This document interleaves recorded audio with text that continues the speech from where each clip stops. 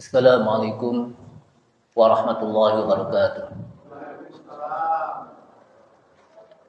Bismillahirrahmanirrahim. Alhamdulillahi hamdan katsiran tayyiban mubarakan fi kama yuhibbu rabbuna wa yardah. Asyhadu an la ilaha illallah wahdahu la syarika lah wa la na'budu illa iyyah. Wa asyhadu anna Muhammadan 'abduhu wa rasuluhu la nabiyya ba'dah. Allahumma salli wa sallim ala nabiyyina al-karim Sayyidina Muhammad ibn Abdullah wa ala alihi wa sahbihi wa tabi'ihim wa man tabi'ahum bi ihsanin ila yaumil qiyamah. Amma ba'du, qala Allah Ta'ala fi kitabihil karim wa huwa asdaqul qailin. Ya ayyuhalladzina amanu taqullaha haqqa tuqatih wa la tamutunna illa wa antum muslimun.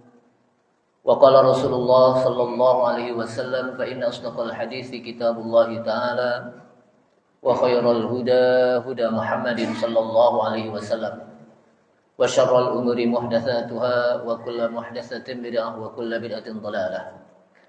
Ma'asyiral muslimin rahimani Allah wa rahimakum, hadirin jamaah Masjid Al-Munawwar yang mudah-mudahan dirahmati Allah Subhanahu wa taala. Kita awali dengan memanjatkan puji syukur kita kepada Allah Subhanahu wa taala yang telah memberikan taufik serta hidayahnya kepada kita sekalian, sehingga dengan taufik dan hidayahnya kembali kita bisa menghadiri kajian kitab tauhid, yang mudah-mudahan dengan kajian kitab tauhid ini Allah Subhanahu wa taala menjaga iman kita, tauhid kita, sehingga mati dalam keadaan husnul khatimah. Salawat serta salam tak lupa kita sampaikan kepada Nabi kita Nabi Muhammad sallallahu alaihi wasallam beserta para keluarganya, para sahabatnya, para pengikutnya yang senantiasa istiqamah di dalam menjalankan sunnah-sunnahnya. Ma'asyiral muslimin rahimakumullah. Setelah kita berbicara tentang beriman kepada Allah Subhanahu wa taala, bagaimana cara kita mentauhidkan dengan tauhid uluhiyah, tauhid rububiyah, dan tauhid al-asma wa sifat, silakan bisa dibaca, bisa dilihat di YouTube saya tentang masalah tauhid ya. Kemudian kita masuk kepada beriman kepada antu'mina billahi wa malaikatihi, para malaikat. Kita sudah membahas bagaimana cara beriman kepada malaikat. Kemudian kita juga sudah membahas tentang beriman kepada kitab-kitabnya. Kita sudah bahas bagaimana beriman kepada kitab-kitabnya, dan juga lebih khusus lagi cara beriman kita kepada Al-Qur'anul Karim. Maka pada malam ini kita akan masuk kepada al-imanu bir rusul, beriman kepada rasul-rasul, dan ini termasuk bagian dari rukun iman yang wajib kita imani, kita yakini bahwa wajib bagi kita untuk mengimani rasul-rasul. Jamaah sekalian, apa itu rasul? Sebelum kita membahas tentang rasul, rasulun itu mufrad atau singular. Pluralnya adalah rusulun. Jadi pluralnya apa? Rusulun. Jamaknya rusulun. Rasulun, rusulun. Ada lagi an-nabi. An-nabi jamaknya adalah al-anbiya atau an-nabiyun atau an-nabiyyin. Sebelum kita membahas tentang ar-rusul, beriman kepada rasul, maka kita harus tahu juga definisi tentang nabi. Apa itu nabi? An-nabi mustaqqun minan naba. Jadi kata-kata nabi itu diambil dari akar kata an-naba. Makanya ada surat, namanya surat apa? An-naba. Amma yatasaalun 'anin naba'il 'azim. Itu an-naba. Apa arti an-naba? Al-khabar. Kabar. Informasi. Itu namanya apa? An-naba. Informasi besar, itu nama apa? An-naba. Summiyan nabi, dinamakan nabi, nabiyan itu nabi, jadi dinamakan nabi itu nabiyan, seorang nabi, karena dia memberitahukan kabar, memberikan informasi dari Allah Subhanahu wa taala. Artinya para nabi menyampaikan dari Allah Subhanahu wa taala tentang perintah-perintah Allah Subhanahu wa taala, tentang larangan-larangan Allah Subhanahu wa taala, dan menyampaikan wahyu dari Allah Subhanahu wa taala. Itu disebut apa? An-nabi. Wa mukhbirun, ya, kata-kata mukhbir, ai annallaha akhbaru. Jadi Allah Subhanahu wa taala memberitahukan. Jadi kata an-nabi dari mustaq atau akar kata dari an-naba. Kemudian ar-rasul, jamaknya adalah rusulun. Dari kata-kata arsala yursilu irsal. Irsal itu artinya at-taujih, menyampaikan. Ya, menyampaikan. Wa ala hadza, oleh karena itulah kata penulis kitab ini, ar-rusul summiya bidzalik, dinamakan ar-rusul karena mereka menyampaikan dari Allah Subhanahu wa taala. Jadi mereka menyampaikan wahyu yang disampaikan oleh Allah Subhanahu wa taala kemudian disampaikan kepada apa? Umatnya. Itu juga disebut apa? Rasul. Maka Allah SWT mengatakan summa arsalna rusulana tatra. Kemudian kami utus para rasul kami secara bergantian. Jadi para rasul itu apa? Diutus oleh Allah Subhanahu wa taala bergantian.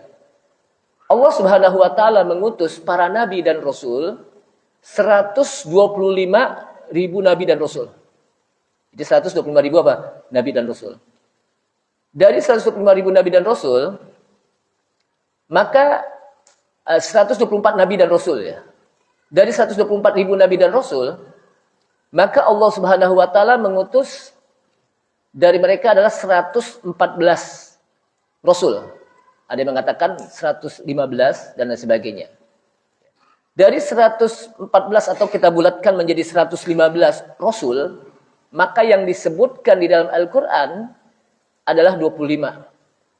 25 apa? Rasul dari Nabi Adam sampai kepada Nabi kita Nabi Muhammad SAW. Dari 25 Rasul, ya, maka yang menjadi ulul azmi itu 5 orang. Yaitu Nabi Nuh, Nabi Ibrahim alaihissalam, Nabi Nuh alaihissalam, Nabi Ibrahim alaihissalam, kemudian Nabi Musa alaihissalam, kemudian Nabi Isa alaihissalam, kemudian Nabi kita Nabi Muhammad SAW. Jadi 5 Rasul yang mendapatkan gelar ulul azmi. Yang mendapatkan dari gelar yang mendapatkan ulul azmi yang 5 rasul itu, maka yang menjadi imamul anbiya wal mursalin, pemimpinnya para nabi dan rasul adalah nabi kita Nabi Muhammad sallallahu alaihi wasallam. Jadi wa kadzalika ja'alna fi kulli ummatin rasulan. Jadi begitulah kami telah utus pada setiap umat seorang rasul. Wa kadzalika ba'asna fi kulli ummatin rasulan an ya'budullaha wajtanibut taghut. Tugas Nabi dan Rasul adalah wa kadzalika ba'atsna, sungguh kami telah utus fi kulli ummatin, pada setiap umat rasulan, seorang rasul. Apa tugasnya? An ya'budullaha wajtanibut taghut. Agar mereka bisa menyampaikan sembahlah Allah dan jauhkanlah tauhid. Ini tugas utama dan pertama para nabi dan rasul itu apa? Menyampaikan dakwah tauhid. Sebelum dakwah yang berkenaan dengan masalah bab ibadah. Sebelum sholat, sebelum puasa. Makanya belajar tauhid itu adalah belajar pokok. Jadi tauhid itu pokok. Yang kita pelajari apa? Pokok, pondasi. Kenapa? Karena para nabi dan rasul sebelum menyampaikan tentang masalah bab syariah, bab akhlak, maka mereka menyampaikan dulu tentang tauhid. Mengenal Allah Subhanahu wa taala, siapa yang disembah. Mengesahkan Allah Subhanahu wa taala. Sehingga para ulama ketika menjelaskan tentang wa ma khalaqtul jinna wal insa illa liya'budun, dan tidaklah aku ciptakan jin dan manusia kecuali agar mereka mau beribadah, maka mereka menafsirkan dengan ai liwahiduna fil ibadah, yakni mereka mentauhidkan Allah di dalam beribadah. Jadi bukan hanya sekedar ibadah, tapi mentauhidkan Allah. Artinya apa? Dalam beribadah itu hanya semata-mata ditujukan untuk Allah Subhanahu wa taala. Jamaah sekalian, apa bedanya antara nabi dan rasul? Apa bedanya antara nabi dan rasul? Kalau dulu kita waktu zaman masih SD mungkin ya, SD Impres mungkin, yang disebut nabi adalah orang yang mendapat wahyu, kemudian tidak wajib untuk menyampaikannya apa? Kepada umatnya. Sedangkan rasul adalah orang yang mendapatkan wahyu dan wajib menyampaikannya gitu. Jadi seakan-akan nabi itu nggak wajib menyampaikan apa? Wahyu. Padahal apa? Kepada umatnya gitu. Padahal baik nabi dan rasul apa? Mereka diperintahkan untuk apa? Menyampaikan kepada kaumnya, kepada umatnya. Maka di sini saya lihat perbedaan al-farqu bainan nabi war rusul atau war rasul. Perbedaan antara nabi dan rasul adalah ar-rasul disebutkan oleh Syekh Shalih Fauzan man uhiya ilaihi bi syar'in jadidin. Rasul itu adalah orang yang diberikan wahyu kepadanya dengan membawa syariat yang baru. Sedangkan wan nabi huwal mab'utsu litakriri syai'in min qablihi. Sedangkan nabi adalah orang yang diutus untuk melanjutkan syariat yang dibawa oleh rasul sebelumnya. Jadi apa? Perbedaannya itu. Apa itu rasul? Orang yang diberikan wahyu dengan membawa syariat yang baru. Sehingga para nabi dan rasul tauhidnya sama, yaitu mengesahkan Allah Subhanahu wa taala. Beribadah hanya kepada Allah Subhanahu wa taala. Tapi syariatnya berbeda-beda.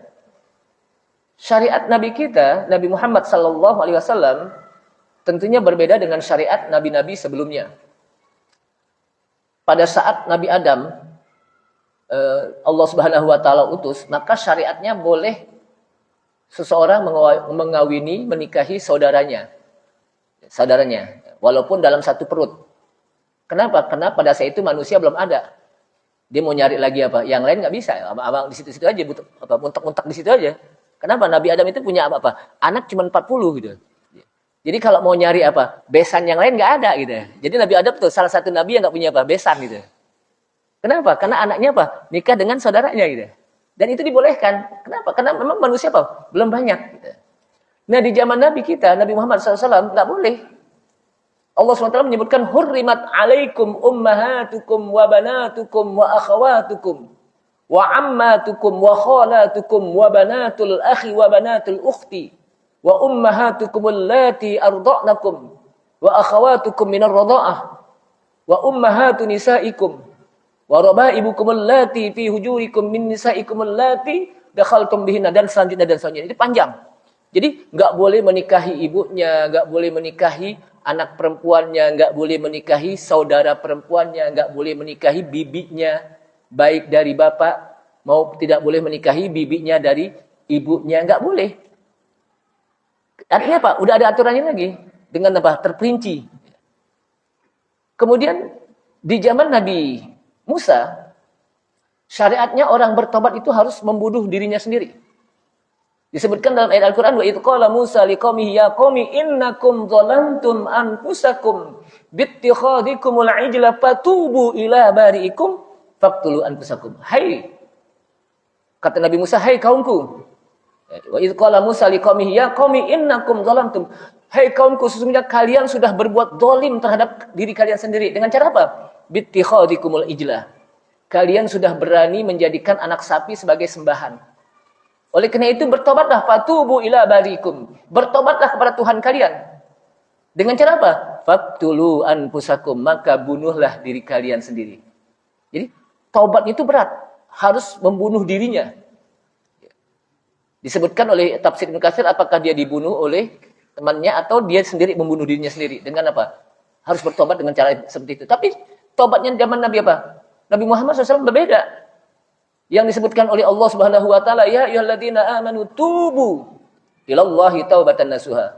Hai orang-orang yang beriman, bertobatlah kalian dengan taubat yang nasuha. Kemarin saya sudah membahas di kajian di Al-Mukhlisin, bagaimana cara taubat nasuha? Pertama harus ikhlas, diawali dengan ikhlas. Yang kedua adanya penyesalan dalam bertobat. Yang ketiga bertekad untuk tidak lagi mengulangi. Yang keempat, al-iqla', mencabut diri dari perbuatan dosa. Dan itu yang hubungannya dosa kepada Allah Subhanahu wa taala. Adapun yang hubungannya berkenaan, yang hubungannya kepada manusia, maka dia harus datengin, minta maaf pada manusia tersebut. Kalau dia punya hutang harus dikembalikan hutangnya. Kalau dia pernah menciptakan kejelekannya harus minta maaf. Ini cara bertobatnya. Jadi berbeda. Di zaman Nabi kita, di zaman Nabi Musa alaihissalam, ketika kena najis, maka itu harus dipotong najisnya, dibuang. Nggak boleh dipakai lagi. Tapi ketika zaman Nabi kita, Nabi Muhammad SAW cukup dengan dibersihkan. Yang disebut dengan izalatun najasah. menghilangkan najis. Kemudian apa? Dibersihkan sampai tidak terkena apa? Tidak ada baunya, tidak ada zatnya, tidak ada warnanya. Nah ini apa? Syariatnya berbeda. Makanya disebutkan apa?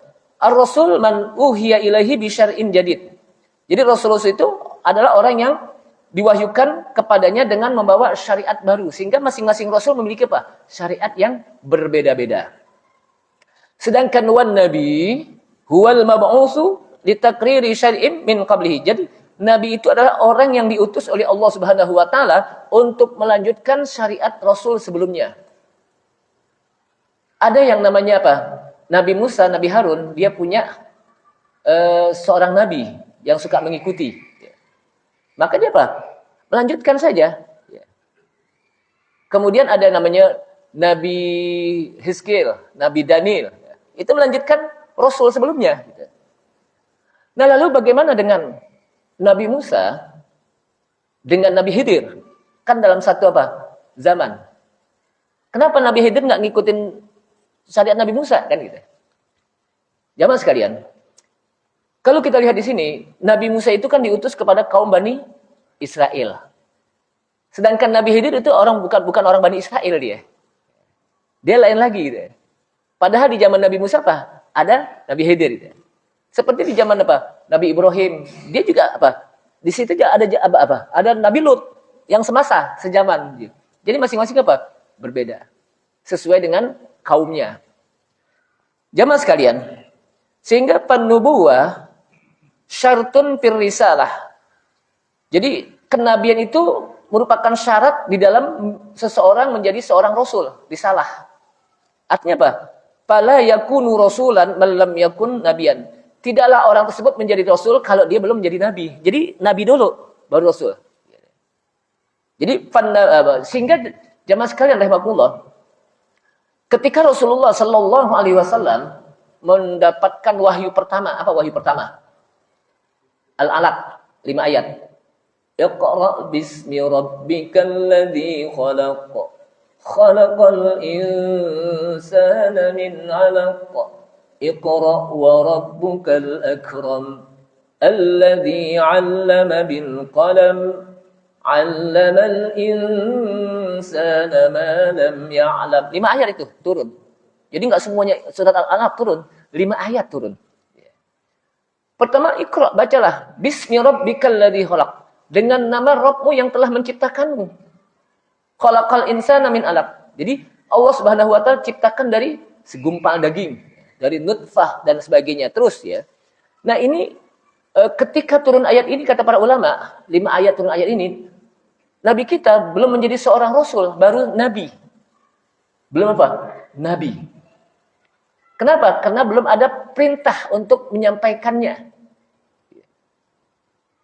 Jadi ayat pertama ini, surat pertama ini yang 5 ayat, itu Allah Subhanahu wa taala menjelaskan tentang tauhid, bagaimana Rasulullah diperkenalkan tentang Tuhannya yang menciptakan.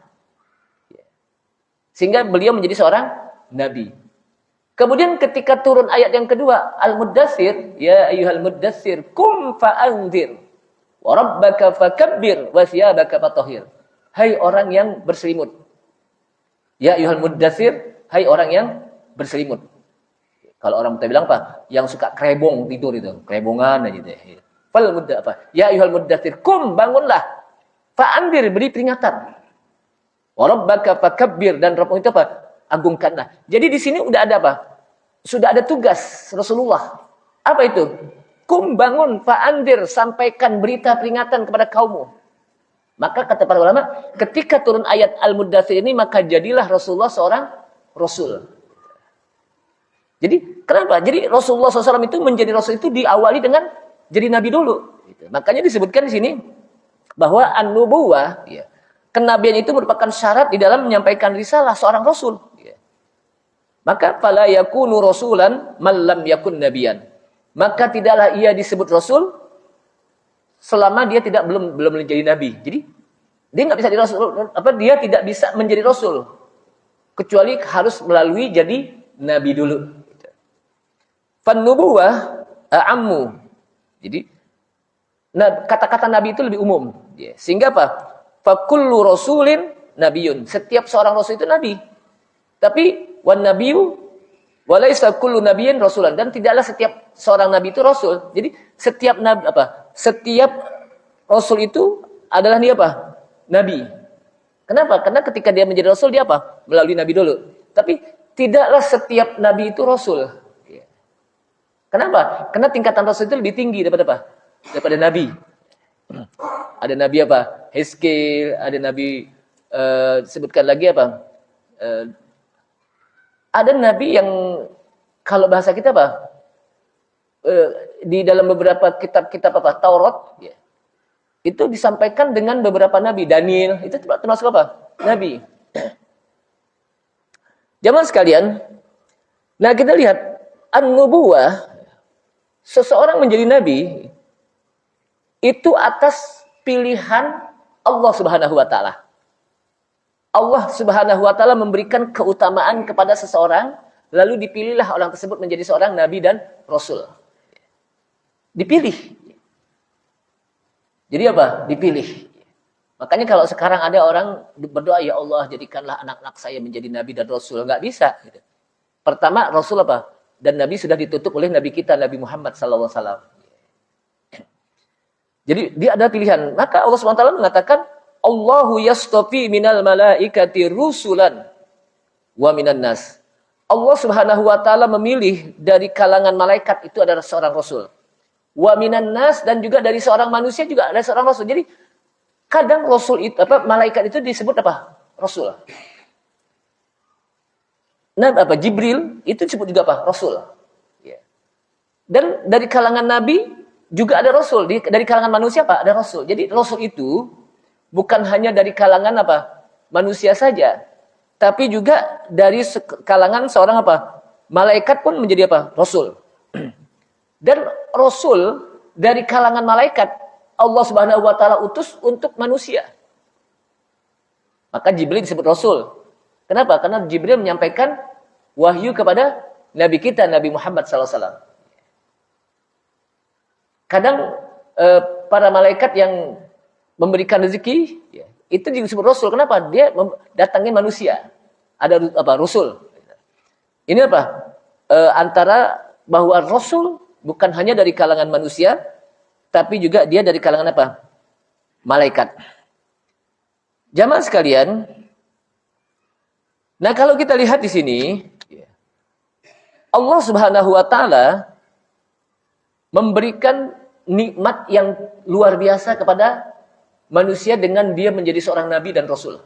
Makanya disebutkan ulaikal ladzina an'amallahu 'alaihim minan nabiyyina min dzurriyyati Adam wa mimman hamalna ma'a Nuhin wa min dzurriyyati Ibrahim wa Israila wa mimman hadaina wajtabaina. Mereka itu adalah orang-orang yang Allah berikan nikmat kepada mereka. Jadi manusia-manusia yang dijadikan nabi dan rasul, mereka adalah orang-orang yang Allah Subhanahu wa taala berikan mereka apa? Nikmat. Minan nabiyyin, dari kalangan nabi-nabi. Min dzurriyyati Adam, dari dzurriyyah Adam. Nabi Adam saja dia punya anak yang namanya apa? Sis, seorang nabi. Bukan rasul dia, Pak, nabi. Kenapa? Karena Sis ini melanjutkan syariat yang dibawa oleh Nabi Musa alaihissalam. Kemudian wa mimman hamalna ma'a Nuh, dan juga dari orang-orang yang kami berikan seperti Nabi Nuh. Tugas seperti apa? Nabi Nuh. Wa min dzurriyyati Ibrahim, dan juga dari keturunan Ibrahim, yaitu apa? Nabi Ismail dan Nabi Ishak. Wa Israil, dan juga Israil. Siapa Israil? Yakub. Jadi Nabi Yakub itu disebut di dalam Al-Qur'an apa? Israel. Makanya kita ada apa? Ketika menyebut apa? Israel itu hati-hati. Kenapa? Karena dikhawatirkan disebut Israel itu jangan-jangan apa? Nabi Yakub. Dasar Israel. Ganyang Israel. Hancurkan Israel. Padahal Israel itu apa? Nabi Yakub. Maka kata para ulama, yang bagus bukan Israel. Tapi apa? Yahudi. Zionis. Jadi apa? Yahudi, Zionis. Bukan Israel. Kenapa? Karena dikhawatirkan ketika orang menyebut Israel, maka itu hubungannya kepada apa?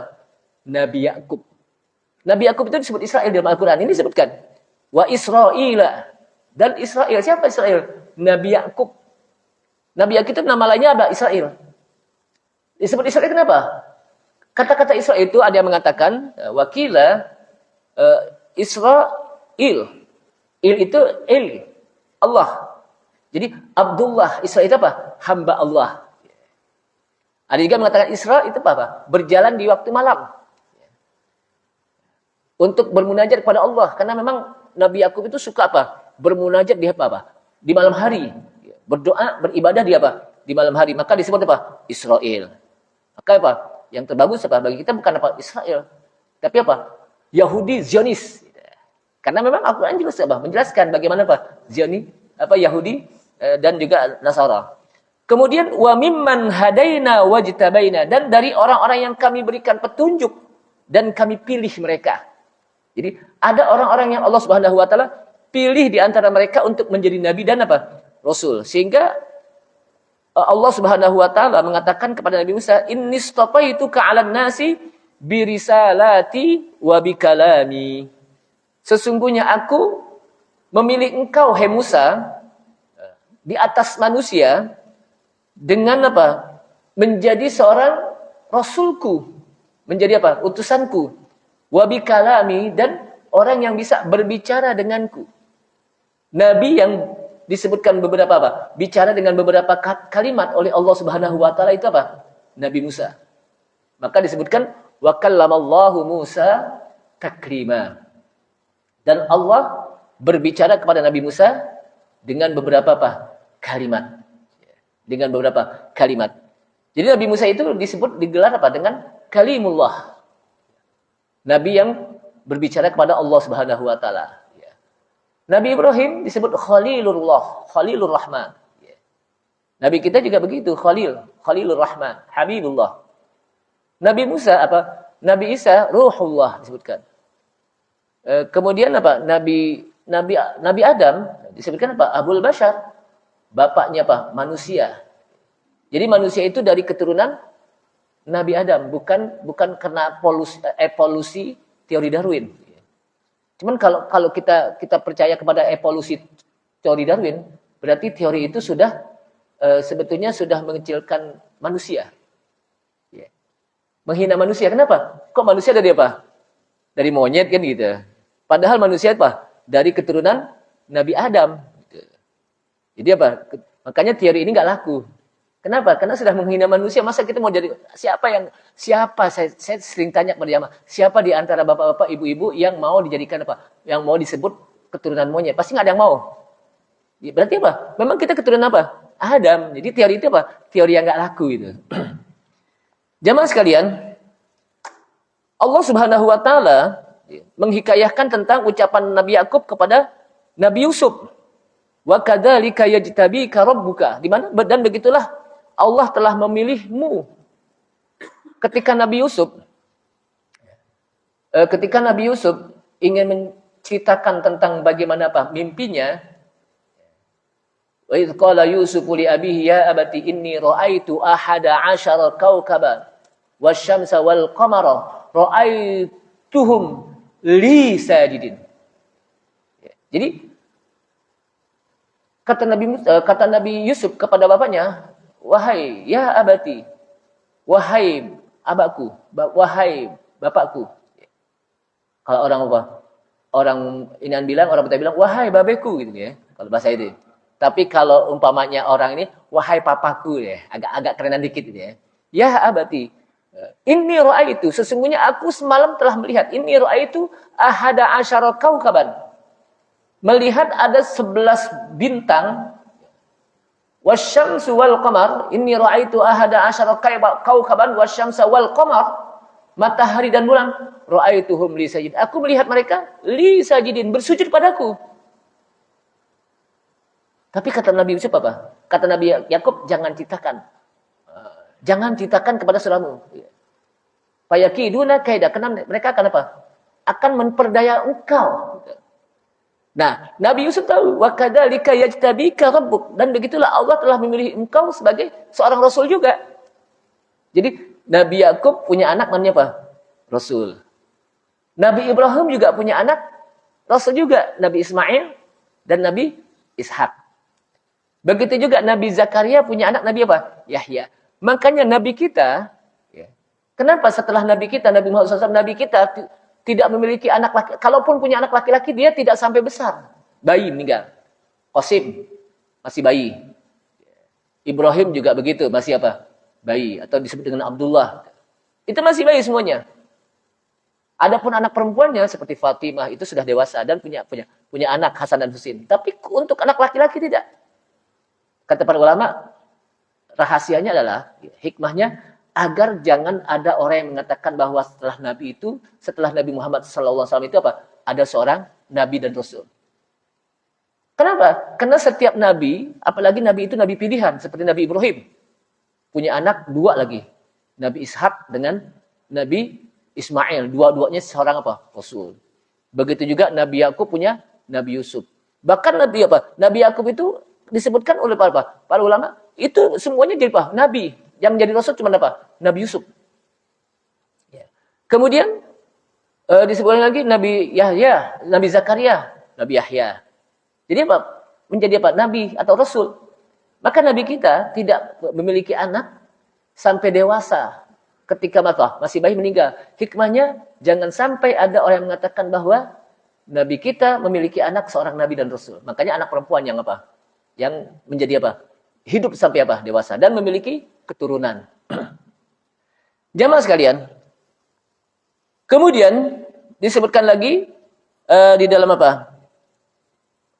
Para ulama tentang bagaimana cara mengimani para nabi dan rasul. Cara mengimani para nabi dan rasul bukan hanya sekedar kita mengimani nabi dan rasul, tapi bagaimana juga kita harus memahami tentang sifat-sifat nabi dan rasul. Kalau dulu kita pada waktu zaman apa dulu ya, kita belajar apa sifat nabi dan rasul itu apa? Sidik, amanah, tabligh, fatanah. Itu sudah betul. Tapi ada para ulama menambahkan lagi dengan beberapa sifat. Itu betul. Pertama sidik, benar. Nabi itu orang yang selalu benar ucapannya, perbuatannya benar. Enggak pernah bohong. Enggak pernah berdusta, siapapun nabinya enggak pernah berbohong, tidak pernah berdusta. Kemudian sidik amanah, sangat jujur, menyampaikan risalah dari Allah SWT, jujur, tak satu pun yang disembunyikan. Nabi kita, Nabi Muhammad SAW, ketika turun surat Abasa, di mana surat Abasa ini sebetulnya surat di mana Allah mengingatkan Nabi bahwa jangan begitu terhadap apa? Abdullah Ummi Maktum yang ingin minta pelajaran. Kenapa? Karena ketika Rasulullah SAW sedang berbincang-bincang dengan orang-orang pembesar min kabair, min uzama, dari pembesar-pembesar orang-orang kafir Quraisy untuk menyampaikan dakwah, tiba-tiba datang namanya Abdullah Ummi Maktum, seorang muadzin Rasulullah. Namanya apa? Abdullah Ummi Maktum apa? Muadzin Rasulullah. Jadi muadzin Rasulullah itu bukan apa? Bukan hanya Bilal. Kita cuma apa? Kadang-kadang kita apa? Yang tahunya cuma Bilal dan padahal apa? Banyak. Termasuk salah satunya apa? Abdullah Ummi Maktum. Termasuk juga Zaid bin Abdullah, termasuk juga apa? Bilal bin Rabah. Nah, ketika apa? Berbincang-bincang tiba-tiba datang Abdullah bin Maktum. Ketika datang Abdullah bin Maktum tiba-tiba Rasulullah bermuka masam. Kalau bahasa kita cemberut dengan kedatangan siapa? Abdullah bin Maktum. Maka turun ayat abasa wa tawalla an ja'ahul a'ma. Wa ma yudrika la'allahu yazzaka aw yadzakkaru fatanfa'uhu dzikra. Amma man istaghna ila akhir ayat. Jadi abasa telah bermuka masam. Siapa? Rasulullah. Cemberut kalau bahasa kita. Abus. Wa tawalla dan berpaling dari apa? Berpaling dari Abdullah bin Maktum. Kenapa? Anja'ahul a'ma, ketika datang seorang yang buta yaitu Abdullah bin Maktum. Jadi Abdullah bin Maktum itu disebut oleh Allah di dalam Al-Qur'an dengan al-a'ma. Al-a'ma orangnya apa? Buta. Padahal dia ingin mendapatkan pelajaran dari Rasulullah SAW. Dan bisa mengambil manfaat dari pelajaran tersebut. Nah, ketika turun ayat ini, maka Rasulullah SAW apa? Baru ingat. Maka apa? Diingatkan oleh apa? Oleh Allah SWT. Nah, dari sini, maka ketika apa? Dalam sebuah, kalau bahasa majlis ya, datanglah Abdullah Ummi Maktum. Itu senantiasa Rasulullah apa? Menyambutnya. Dalam setiap apa? Majelis, kalau Abdullah bin Maktum setelah turun ayat ini, maka Rasulullah senantiasa apa? Menyambutnya. Apa kata Rasulullah kepada Abdullah bin Maktum? Marhaban liman atabani rabbi. Wah, selamat datang kepada orang yang Robku telah mengingatkanku gara-gara ente. Gitu. Jadi disambut dengan kalimat marhaban liman atabani Rabbi. Selamat datang bagi orang yang Robku telah mengingatkanku karena gara-gara ente. Gitu. Bayangkan. Jadi apa? Disambut. Nah ini apa?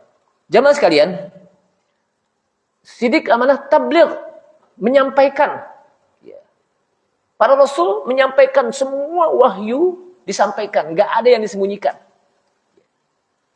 Yang kita baca Al-Quran itu semuanya wahyu dari Allah Subhanahu Wa Taala dan Rasulullah sudah sampaikan. Jadi kalau ada yang mengatakan wah Al-Quran yang kita baca ini ada yang kurang, maka berarti dia mengatakan bahwa sahabat pun apa? Berbohong. Padahal Al-Quran itu ditulis oleh para sahabat, dikumpulkan di masa Abu Bakar As-Siddiq, kemudian dikodifikasikan, kemudian disatukan dalam tulisan Rasam Utsmani oleh Utsman bin Affan. Karena orang-orang Syiah mengatakan bahwa Al-Quran itu apa? Yang ada sekarang ini masih kurang. Nanti ada Rasam apa? Tulisan Al-Quran Fatimah. Berarti dia menuduh para sahabat apa? Menulis Al-Quran kurang.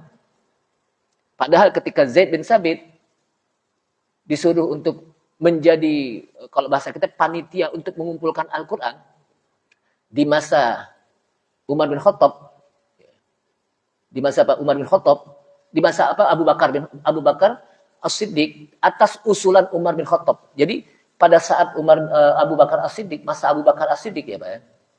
Masa Abu Bakar As-Siddiq itu banyak para sahabat yang qari, yang hafidh itu banyak yang meninggal. Kenapa? Karena mereka memerangi orang-orang yang murtad.